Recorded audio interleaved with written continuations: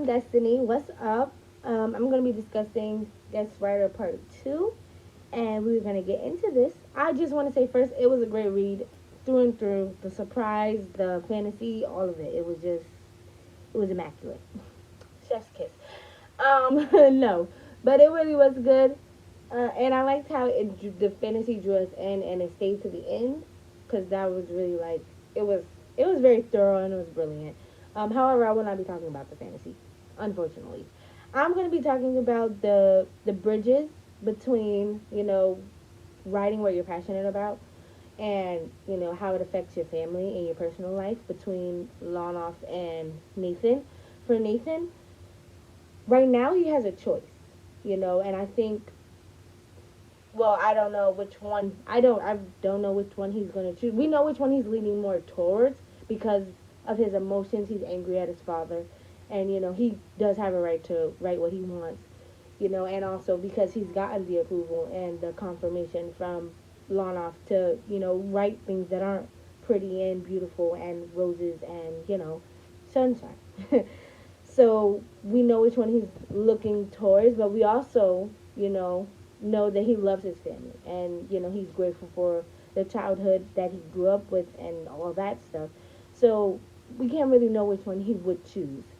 Um, but if he if he happened to publish the publication or the short story, I would be on his side because you can ask a writer to not publish something, but you can't get mad if they say no because he's a writer. This is what he does.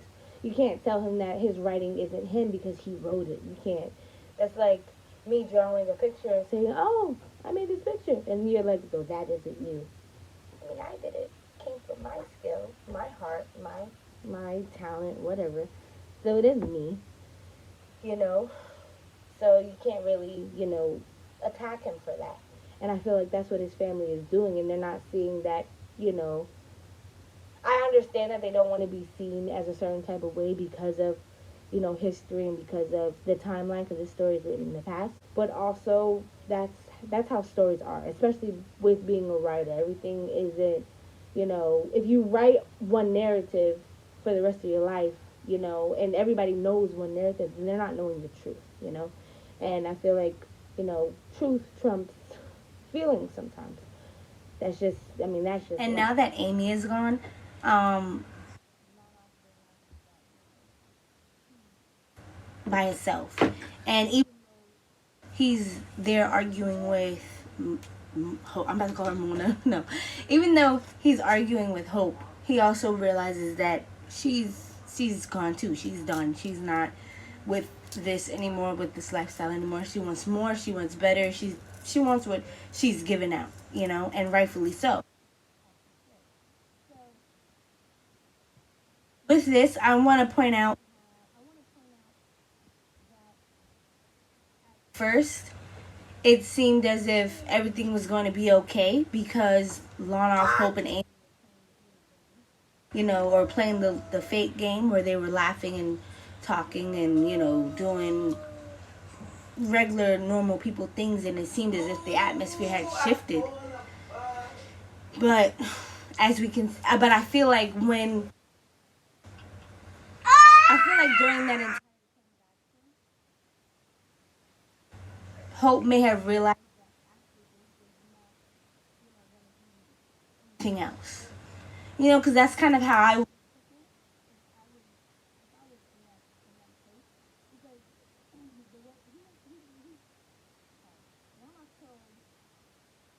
and that, he told Hope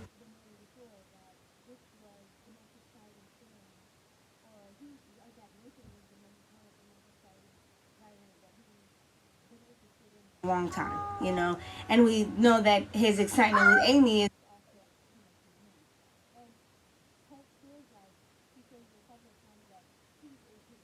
you know, or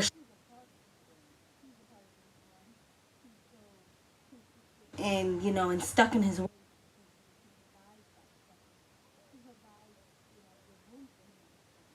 doesn't um command change, and even though she does say she wants change, her actions go.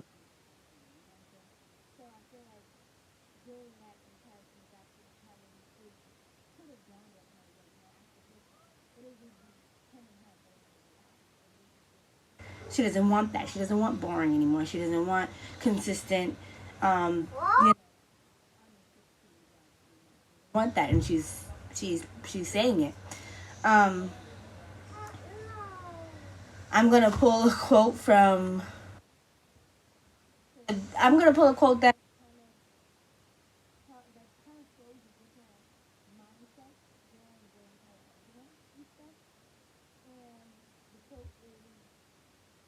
Right after.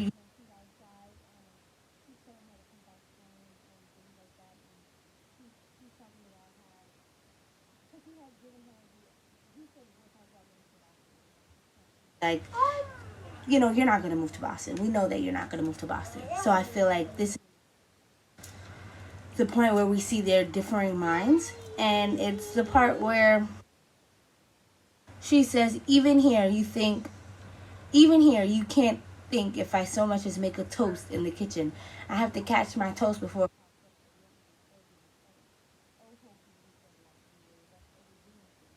the next 35 years. Just make your toast and forget about me. I can't. No. Picking up the bag, and as she turns and she's walking away. And she walks away. This last conversation is really, it shows both,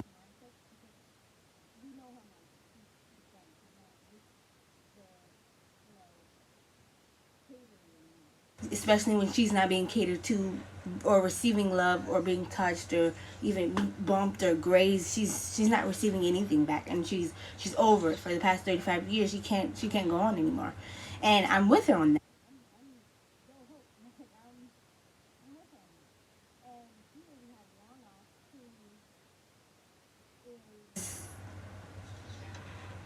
Throughout this whole exchange,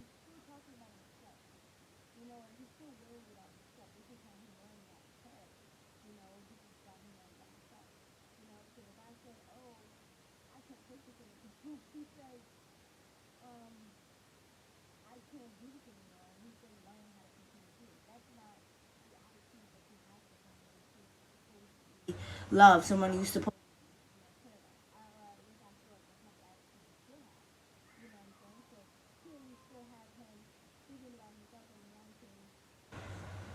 love for himself, or he,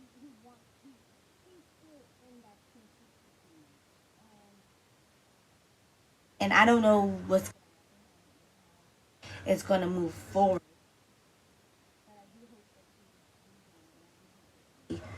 Is done with it and says, yeah, this is not working out. And she really does move on, because he does make it seem to Nathan like this is just her being her, like, this is fine. But I do hope that it's not just her being her. I hope this really is her putting her foot down saying, no, something's got to give or I'm out of here. But also, even if something did give, I still hope that she's out of there, because 35 years is a long time to go without receiving love, and to go you're the reason why this person is unhappy and can't make this person happy. That's a long time to have that on your shoulders, have that weight on your shoulders. So I feel like Lana, and that's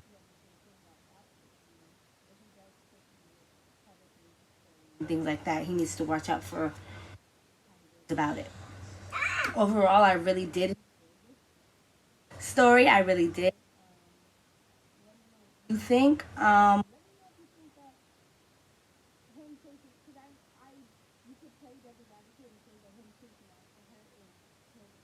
his changing moment, because it's a contrast from what we see before. Before, he didn't even acknowledge her tantrum. Now he's,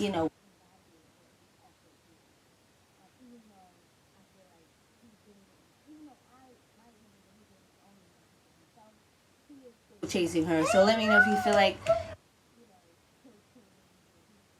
whatever, but I don't feel like he is. And let me know what you think on. And would you back? I thoroughly enjoyed it. The twist had me like round of applause.